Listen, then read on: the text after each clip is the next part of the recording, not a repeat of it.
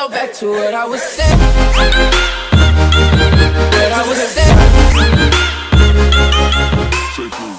What's up, friends, family, and fans? It is you already know from the size of La Cabeza. This is Stone Stafford here with my co-host, my partner.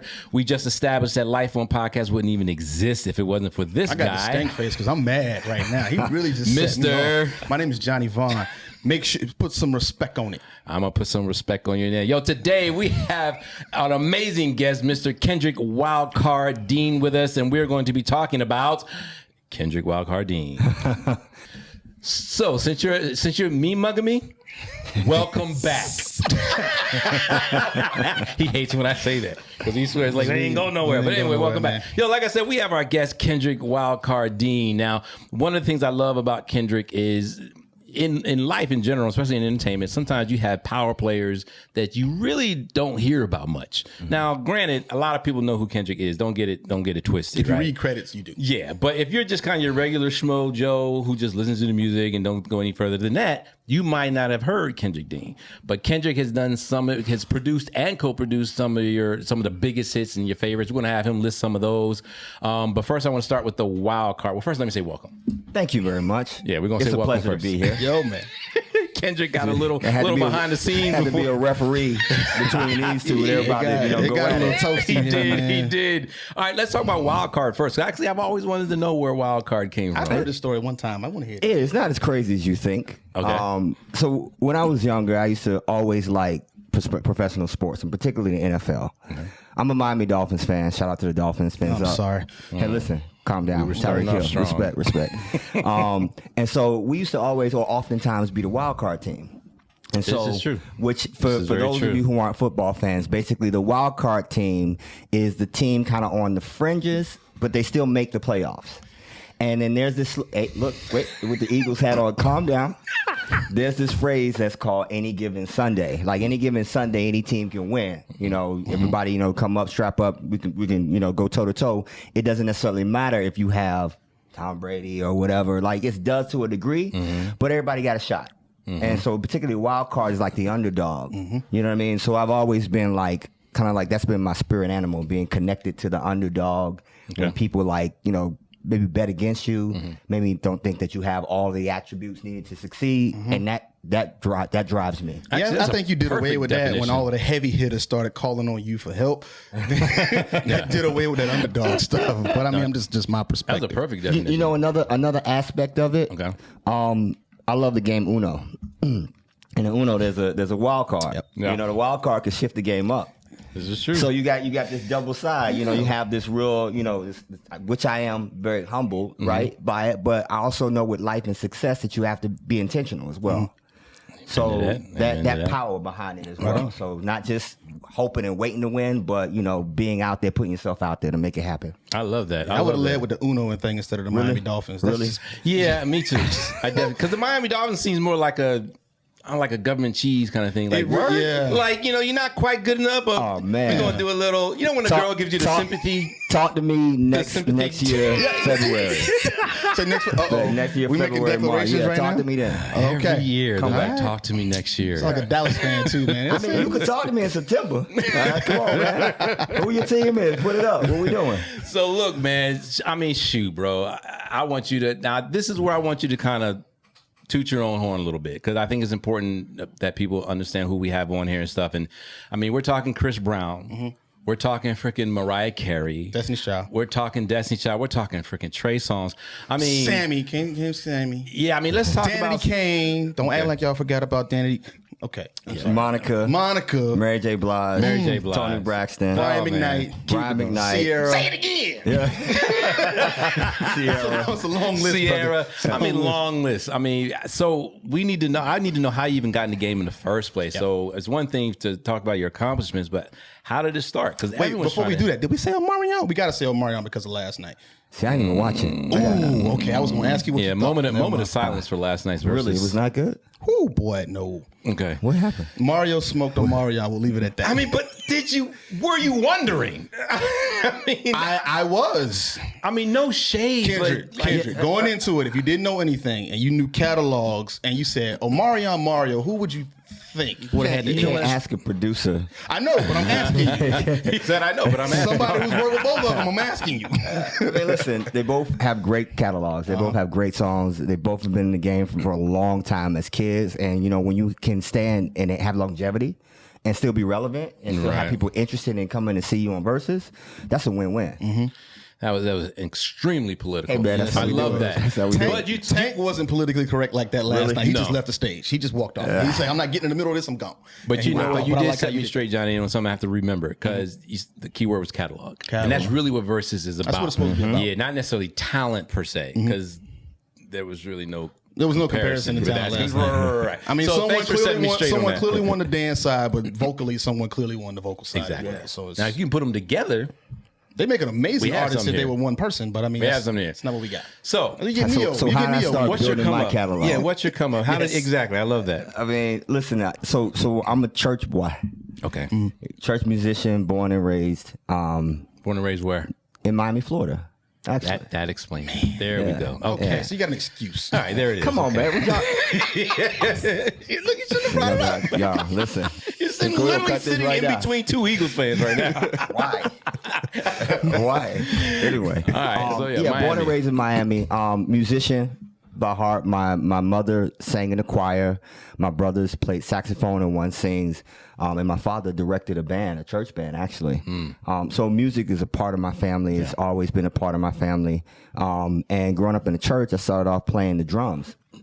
And then one day, I kind of like tinkered around the piano. And my grandfather, he saw it and he was like, you know what? I'm going to help this young lad get a piano. So he got me a piano and I started taking lessons and learning how to play the piano. And when the youth choir didn't have a musician anymore, at least on the keys, I kind of got into a place where, you know, going into night church, you can play because not many people there. So you get to build your chops up. And I got into a place where I can start playing songs and playing like, you know, chords and gospel songs back then.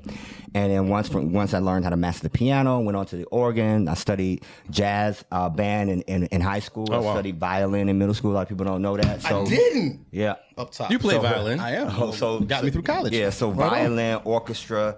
And a lot of that, you know, you can hear in the music that I compose. You know, the string arrangements, a lot of people know me for that as well. And then on the flip side of that, my parents, although they were very musical, my dad was a principal as well. So, oh my goodness gracious. So the you pressure. have Jesus and education. Jesus and education coming down. Couldn't do nothing. Couldn't do nothing. Couldn't do nothing. What was your dad like at schools that you were attending? No. Okay. But it didn't matter. Okay. Because all the principals knew him. Because he was like principal of the year and all that. So it was like, yeah.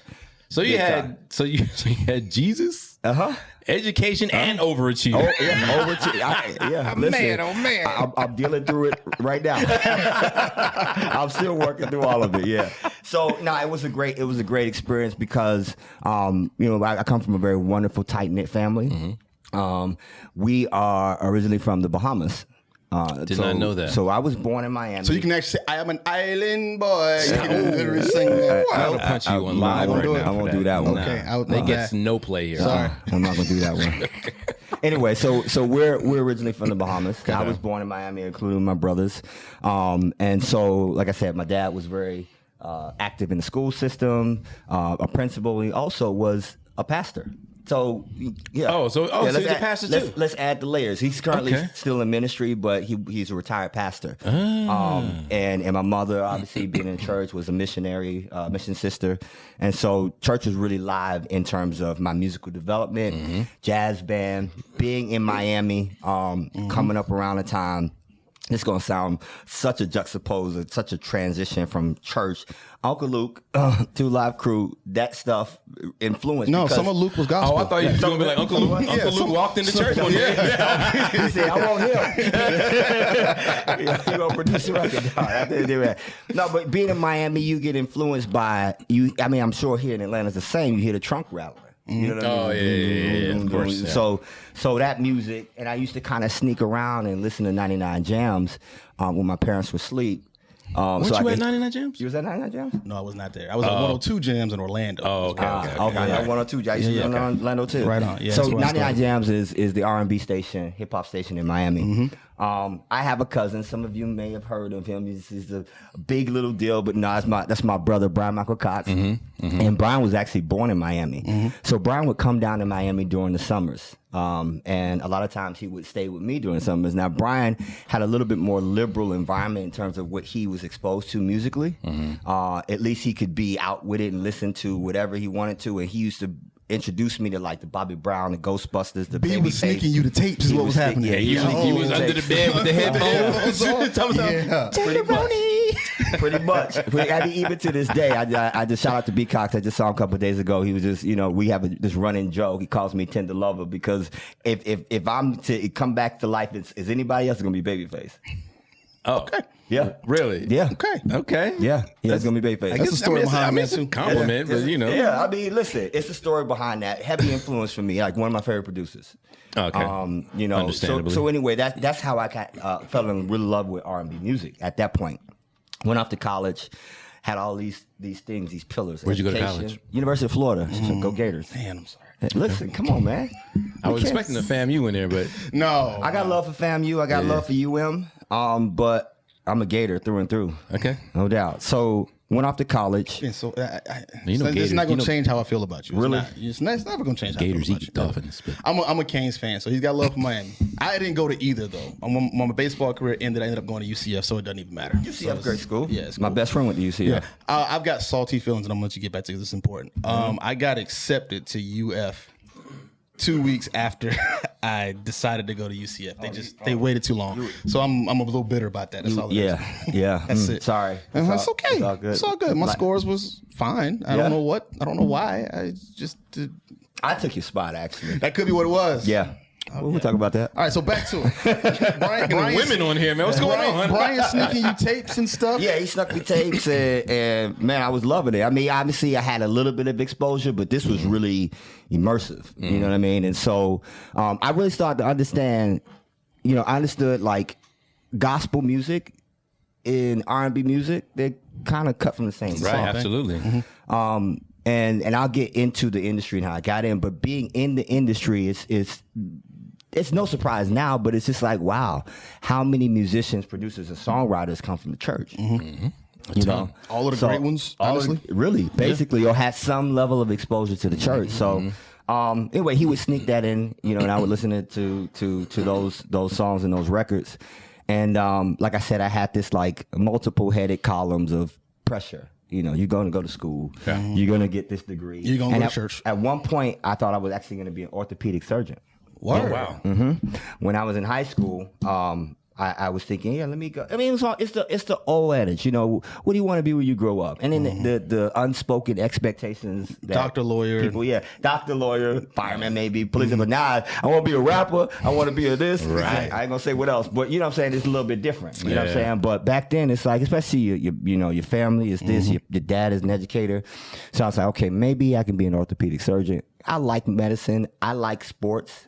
You know what I mean? So I was really getting into my team, the Dolphins back then. We had a lot of injuries, so I was like examining all the ACLs and MCLs. No, I can fix y'all and make us win. So that didn't work out. I got to college and I was like, you know what? Maybe medicine is not the play. Maybe I can be a lawyer. So I'm going through but here's the thing.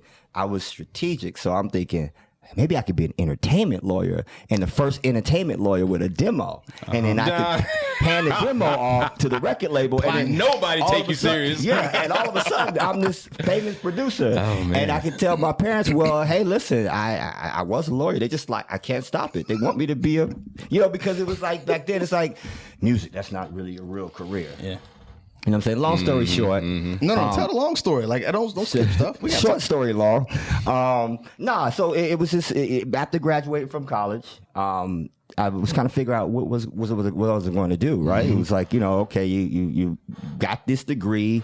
You may not go to law school. You may go to law school, but you got to take the LSAT if you do. But You would have been a good attorney, I think. Yeah. I think so. Yeah, Thank you. I think so. And I still had this hunger. I still had this attraction to music. I still had this attraction to just creating music. I didn't know exactly how to do it. I knew that I was not going to be like some of the producers maybe I admired, but I really didn't see a liking to in terms of likeness. Some of the producers that are a little bit more, what's the word? A little bit more exciting in the nightlife scene, like on the tables, popping bottles. Back then, when you seen all these videos, you know what I'm saying? Like that wasn't me, but I was more in line with someone like a Quincy Jones, who was a thought leader, who was a creative, who can take from concept to develop it to delivery, and then back again, and then remixing and everything like that. Quincy could party too, though. I'm pretty sure you got a wild It's side. a different kind of party. It's a different kind of party. There's a classiness it's to a that class, party. Yeah, see, there's a gentleman. Absolutely, you gotta party with class, and so. But even let me back up a little bit. Please. When I was maybe 13, feeling this draw to music, you know what I mean, loving the way music made me feel, or made me feel, and not knowing how I was gonna get in the industry. Obviously, coming from a household that was really strict. Hearing that this is the devil's music. I was just going to ask, were your parents necessarily against it, per se? Like, I understand not being forward and pushing you in it, but were they literally against it? Not necessarily vocally, because Was it more so? Well, can I ask this? Was it more so have a backup plan if you're going to do this, or was this is just a hobby? Focus on that. Nah, it was you gonna learn how to play so you can play for the church. Okay. Right.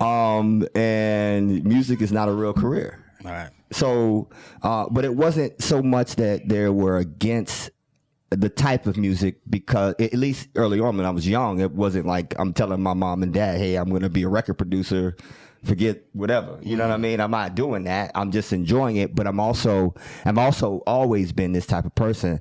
I'm very self-directed. So I get inspiration, I get inspired internally, and I think it through. I'll ask people around me who I trust what their thoughts are, and I come to a decision and I make it. And so that's how it was. Really young, I had this draw, and I started to have these visions, to be honest with you, straight up. I had this vision that I was going to be this record producer that's more in the line of like a Quincy Jones. That Quincy, if you know him, Quincy is not just music. We know him, for his work with Michael and several others, but he's also very big into tech. And he's very philanthropic as well. So I saw myself as a well-rounded individual like that in the music business. But I also had this, sometimes you grow up with these fears, you don't know where they came from.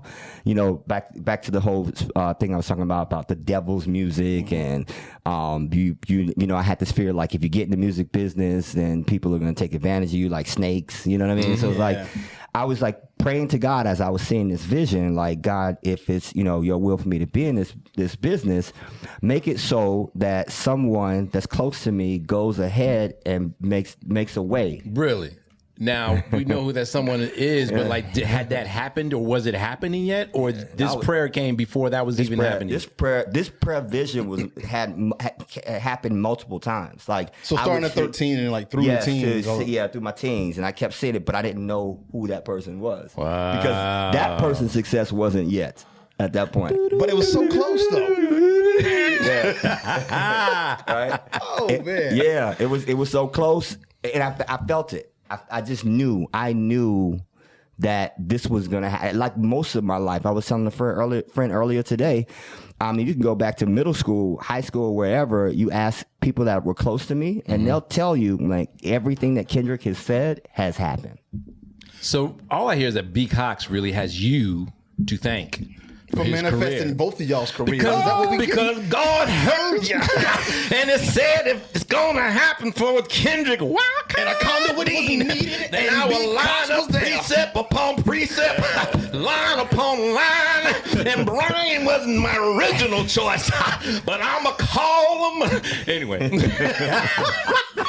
Y'all lucky I don't have a Hammond B3 right now. Hey, welcome to Life on Podcast, baby. Okay, go ahead. So I kept seeing this vision, and I kept having this desire to be protected. And And, obviously fighting with not to say fighting, but, you have this element of your parents are pushing you to college. When I say pushing, that's the expectation. We young people, we say pushing. They're just being parents. They want the best for us. It's a very suggestive encouragement. Suggestive encouragement. Nice. I went to college. Your mom went to college. Your brothers went. You gonna go to college. Right. So but I never had the feeling that that wasn't an option.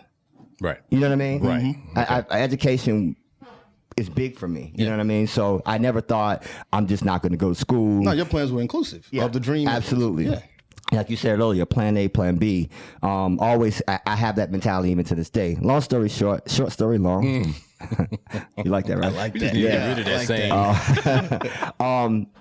So after graduating from college, like, keep in mind, I went back and told you about these visions after graduating from college, being at my parents' house, trying to figure it out. I mean, I took some employment. I did some substitute teaching. I was just trying to figure out whether or not I wanted to go to take the LSAT route and go into law school, or how could I actually give myself a shot at this music thing.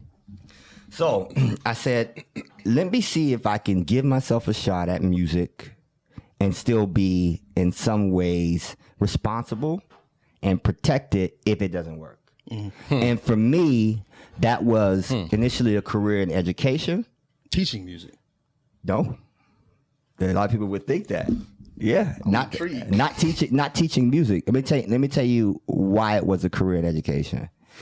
Education gave me weekends off, summers off, holidays off. I was able to go and work from 7 a.m. and the kids leave like 2:33. So got your afternoons and nights. And Very strategic. I'm very familiar with that arena because I grew up around educators.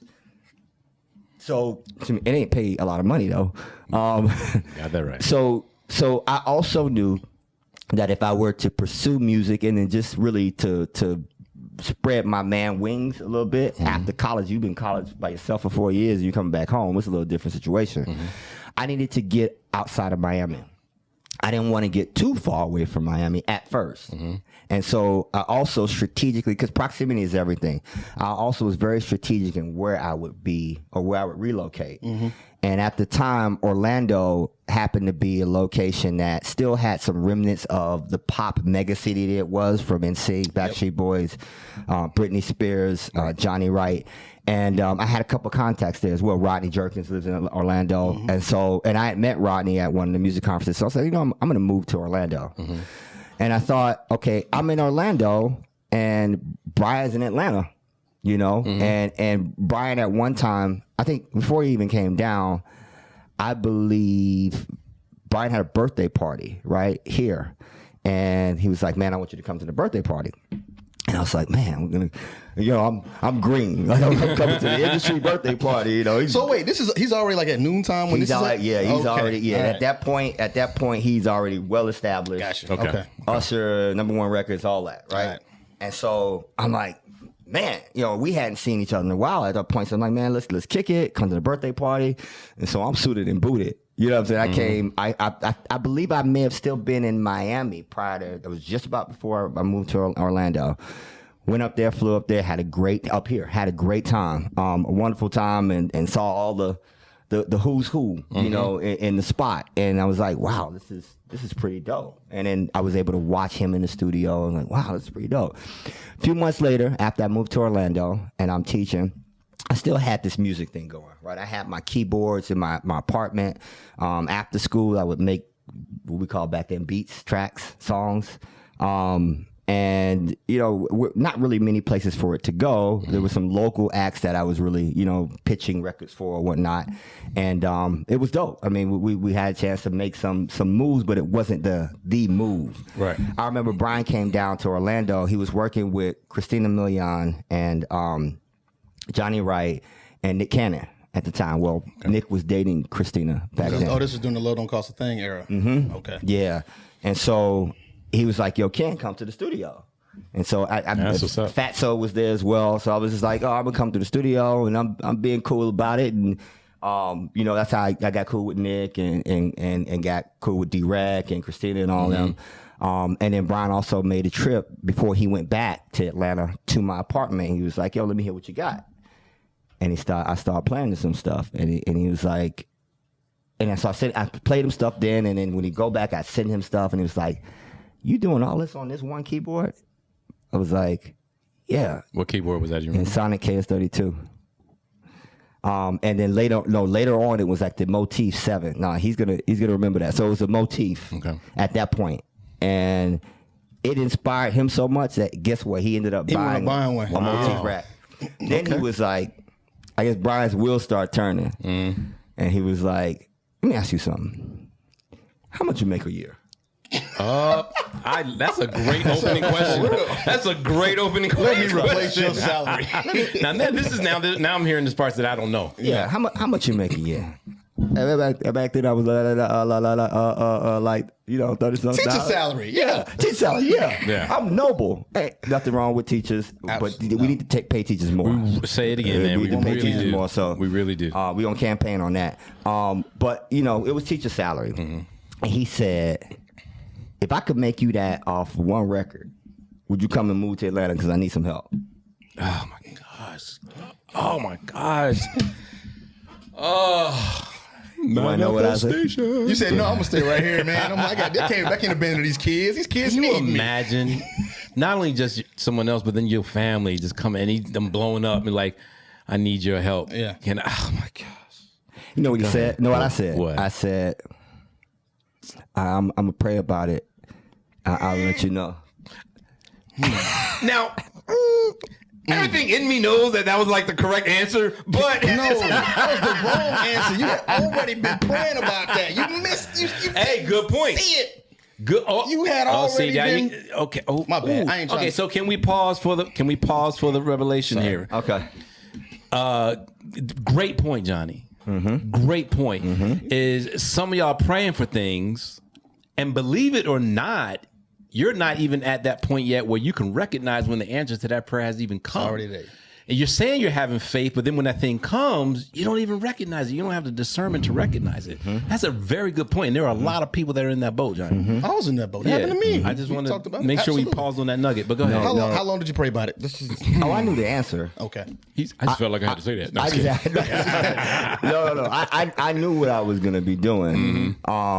I think I just had to make things in order in my head. You know what I mean? Makes perfect sense. Because it immediately, as soon as he said it, I went back to age 13, 14. And I was like, oh, this is it. You know what I mean? So now, for me, I'm So you very recognize. strategic. I'm like, okay, the conversations I'm going to have with my parent, my dad, my brother, okay, how am I going to, and what I didn't say, this part of the story is very, very important. So that's what you was praying for. You was praying for that shield from Daddy when you told Daddy, Pops, I'm moving to Atlanta. That's really what it was. Pretty much. That's, Pretty much. No, so I didn't tell this part, which is, I think, very significant. So I'm in Orlando. I'm teaching. I did say that Brian came one time to work with Christina. But what I didn't mention is that I would often take road trips up to Atlanta and go in the studio in Stankonia at the time while Brian would have his sessions with, whether it be Jagged or whomever, right? And just sit in the studio as a fly on the wall. So let me put some time parameters or time box around it. I would leave work maybe like 3:30, teaching. I would drive, which is a 6-hour drive, get to Atlanta like 9:30, sit in the studio till about midnight, just watching. And Brian was like, I'll be like, yo, Brian, can I get a CD of what y'all just did? He's like, yeah. Because that would keep me up. Why? Because I didn't sleep. I drive right back to Orlando, Right. 6 a.m., change it up, go to work again. And I did that so many times over, so often that Brian was like, yo, you need to just move up here. You know what I mean? So that was the pre to all of that happening. So another thing about it is you can have all your dreams and you can have all your prayers, but if you don't put in the effort and the work, Man. it's not going to happen. Someone out there just said, faith without works is dead. Yeah. Y'all be knowing it, but doing it is a whole nother matter. Yeah. It's another. We can talk about that too. Right.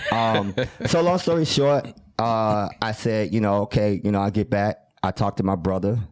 I talked to my dad and my mom and was like, hey, listen, what I'm going to do is, and what had happened was I actually waited a year before I moved. It's a little crazy, but this is what I did. instead of getting the full sum of my salary every 2 weeks, I told my employer, I told the county to hold back. You did the summer draw. Yeah. Yeah. The what? Okay. Yeah. Educated. So my mom's administrator. So I'm same kind of thing. So they can actually take a portion of their. Fool knows a little bit about everything. I'm sorry. Go ahead. They take a portion of their paycheck every 2 weeks, and it goes into like a draw account so that they can continue to get a paycheck over the summer months. Gotcha. If they're not teaching summer school or doing anything like that. Precisely. Gotcha. Yeah, it's a super smart thing. Yeah. I don't know when they started doing it. I'm from Florida too, so it's like the state thing. I'm not surprised that's why you did it. Yeah. So I did the summer draw, and with that money over the summer in 04, I decided to move up to Atlanta. Brian was like, yo, you can stay with me. Brian was like, you don't have to pay for anything. You know, you can stay with me for free. I said, nah, bro, I'm going to give you something. You know what I mean? Even if it's not, you know, whatever, I'm going to give you something. So my mentality was, I'll come up here for a summer. I'll give it a shot. And if it doesn't work how I would like it to work, I can always go back into education. I can go back to the same school or transfer to school up here and then figure it out. I didn't know it was going to happen as fast as it did. You got here and like It just took off. It got here, it was over. What was the Literally. first? What was your first? And now I'm going ahead then just get to it. But like, what was your first placement? Like, what was the first work you did that it ended up getting placed? We did a record. No, yes, but around the same time we did a record for Lil Mo. And I can't remember exactly the title of that song, but I'm trying to find it. yeah, please look up. And it's gonna hit me. It's gonna come to me hopefully before we leave. But around that same time was Destiny's Child was Bad Habit. On the Was it Mother of Your Child? Yep, Mother of Your Child. Yep. Nice. Early. You know what I mean? Out the gate. When you get these conversations when you're just arriving to Atlanta and we're like, and Brian's like, yo, man, I got some good news for you. They cut this record, or they gonna keep this record, or they paying the front for this record. I was like, huh? You know what I mean? Yeah. So everything kind of like I know that feeling balls fast. Then it was Destiny's Child. Then it was Chris Brown Say Goodbye, One More Again, and there was Tony Braxton, and then Mary, like back to back. And great. That's awesome. Excellent, great runs. I mean, like I've made a lot of great relationships in this business. I still have a lot of great relationships to this day. My whole thing is, as a producer, I feel like I am also a musical therapist, songwriter, producer, because we want to make it so comfortable that these artists feel that they can tell us their stories, tell us their lives, and then we can make it make sense to the masses, right? Yep. And make everybody make some money. And that's where sometimes people know how you guys are in that room, right? And you spent the entire session talking and chilling. And it looks like everyone's just hanging out, and you're not. No. You're getting into the mind, into the soul of the artist, so you know what to write about that actually means something. Yeah, but it's precisely what Brian always says this. He says the song is in the story. You know, I remember when we were working with Chris Brown, I just wanted to he first of all, he was around the age of the students that I was teaching anyway. So me and him had that kind of level of connection. And so we weren't always in the studios. Like at the time it was a place called Eatsy's. I don't know if you remember Eatsy's. Yes, in Buckhead. Someone please bring Eatsy's back. Yeah. And so I was like, yo, let's go get something to eat. Let's go here, go there. And so we bonded like that because, like you said, it's about the relationship and bringing that level of trust. Yeah. And it's not just about, I just want you to sing a hit song so I can make money. No, it's not about that. This is about encapsulating life so people, when they hear it, they can be inspired. Man, that's one of the things I used to love that Brian did, because you kind of got sucked into that studio exposed thing. It was kind of like when vlogging first started, and they had like a little diary thing, and JD did it too with Global 14, and it captured like some of the, like y'all playing in the studio, like the trips out, just hanging out. It wasn't always a recording session, and then when you actually got to see the shots of y'all in session, it looked organic on camera. Like y'all were actually having conversations about changing lyrics as y'all were working it or fixing harmonies. It didn't feel mechanical. Right. And I think that's the aspect that, like, I hate to say a lot of music now, like a lot of it is so machine now that it's go to the studio, cut this record, leave, go to the studio, cut this record, leave. You don't build that relationship like I used to do. Right. And I don't know if it's because we don't have time to do it anymore, or is it just that y'all decided to make the time because it was very on purpose. Yeah, I think it could be several factors. I think the business has changed. I think the way people consume music and the way music is created has changed a bit. It's too fast. Yeah. You know what I mean? We us of the old school. To some degree, still embrace the way we know how to do it, because it's almost like when you're young, you hear the old folks say, "Well, back in my day, I know, we did this way, and that's I don't know why y'all." So we don't want to sound like that, but there is something special when you can bond with an artist outside of the studio, or even just talk. Even just artists that comes to mind, Seven Streeter. We did a record at my house a few years ago. That ended up being on Tamar Braxton's album. Okay. But it was a personal record to Seven, and I've known Seven even from my Orlando days, right? And so, she was just pouring out her heart, you know what I mean, about relationships and her life. And that's one thing, the gifts that, God has given me. Brian has this gift. Adonis has this gift. Jonte has this gift. Adonis. And we have the gift of being able to connect with women. Yeah. And so, and that's why you look at a lot of the songs that we've done, even though we've worked with male stars and male groups, we've done a lot of great records for female artists. And we've written a lot of great records for female artists. So a lot of times people will be like, well, how could you, how do you know that? Yeah. I always look at it like this. I think we're the inversions of each other.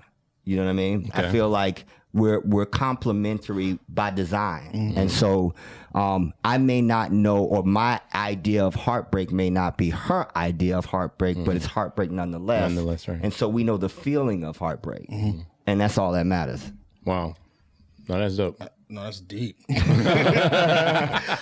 want to ask this question because I could stay on just that forever. Yeah.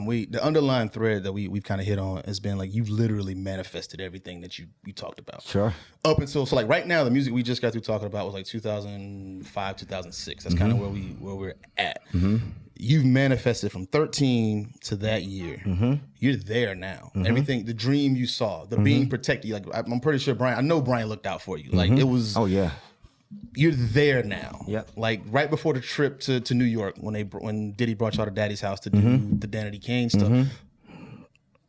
Mentally, where are you? Like when you realize, oh man, this is the culmination of everything I saw, everything I prayed for, everything I worked for. I'm here. Right. Now what? Mentally it was a couple things. Keep it cool. We're going to Daddy's house. We're gonna work with Puff like exclusively. Keep it cool. And get the job done. I've never left that in terms of a work ethic behind. I've always, even throughout the success or levels of success, I've always was the one that was making sure the songs got done, making sure the work got done. So if we could stay here for a little bit and talk about the Danny Kane situation and being in New York, working on making the band for the first time, we got there super late. I don't remember what day of the week it was, but it was super late. I remember it was Diddy and Andre Harrell, and it was myself, Brian, and Troy, and another songwriter. And Troy Taylor? No, Troy another Troy. I'm thinking about Donnie for some reason. I'm missing Donnie and Troy. No, Troy from Houston. Yeah. One of Brian's best friends. Okay. And so we were sitting and we were sitting facing the console, and then Diddy and Andre were looking at us. And so I'm absorbing it, right? He's saying, yeah, we want, y'all to make, music that sound like rain and, running in the forest. And Diddy uses these metaphors. Yeah. You know what I mean? And so if you ain't careful, you're like, well, what is he talking about? Right. You know what I mean? So my brain, even then, now even it's like, okay, let me interpret this. Let me figure this out. And so long story short, when they left the studio, Andre and Diddy left the studio, it was super late. I'm like, Brian, we got to get working tonight. Because it's my whole thing is I don't want them to come back and we don't deliver. I don't want them to these cameras to come back for MTV and we don't deliver. Right. And so me and Brian laid the track, and me, Brian, and Troy stayed up late. I stayed up a little extra late to make sure the song was in shape for when Diddy and the girls came in and whatnot. Now, what was the first one y'all worked on? It wasn't Ride for You. Y'all did was it the theme song that y'all did first? I want to say Ride for You was the first record we recorded, but One Shot they were all kind of back to back because we finished up One Shot at in Miami. I believe at the Hit Factory in Miami. We figured if we finish up the show things, like, yeah, we want a song that's up tempo to kind of kick off the show. We started it. It's so funny. Now I'm remembering a little bit more in terms of the song itself. The song was at Doppler. The song was written at Doppler, and Brian had this track. And I was like, yo, that track sounds insane. Let me just get on it. And I actually wrote a majority of that record. So I went in the booth, and it's so funny. We're talking about how we write records for females. So you got to guess, we're in the booth. If we're singing like a yeah. So after, shout out to Sean Garrett. Like he's a genius at really embodying in the character of the artist that he's writing for. Exactly. And so I'm observing. You were asking me how did I transition, or all these transitions. As that is happening, I'm observing people like Sean Garrett in his approach. I'm observing Jonte in his approach, Adonis in his approach, Brian in his approach, and I'm thinking, okay, I'm going to add all these people around into one thing and adopt it. So I'm still evolving at that point. So even with One Shot, I was like, I'm going to do it how I think Sean Garrett would do it, and just go in the booth and wild out. And that's what happened. We had that record.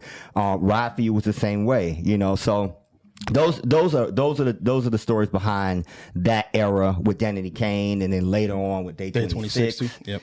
Yeah. Nice. So back to what I was saying. What I was saying.